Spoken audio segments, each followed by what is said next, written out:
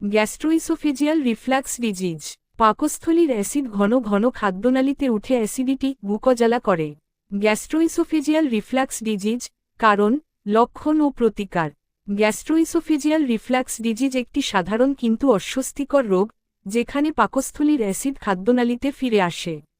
এটি অম্লতা, বুক জ্বালা এবং গলায় টক ঢেকুরের মতো সমস্যা সৃষ্টি করে। কারণ, অতিরিক্ত তৈলাক্ত বা মশলাযুক্ত খাবার, ধূমপান ও অ্যালকোহল সেবন, স্থূলতা বা গর্ভাবস্থা। কিছু ওষুধের পার্শ্বপ্রতিক্রিয়া। লক্ষণ: বুক জ্বালা, টক বা তিতা ঢেকুর, গলায় ব্যথা বা কাশি, খাবার গিলতে কষ্ট। প্রতিকার: ছোট ছোট বার খান, তৈলাক্ত ও মশলাযুক্ত খাবার এড়িয়ে চলুন। শোয়ার আগে 2 থেকে 3 ঘন্টা খাবেন না। ওজন নিয়ন্ত্রণ ও ধূমপান ত্যাগ করুন। সতর্ক থাকলে গার্ড নিয়ন্ত্রণ সম্ভব। লক্ষণ গুরুতর হলে চিকিৎসকের পরামর্শ নিন।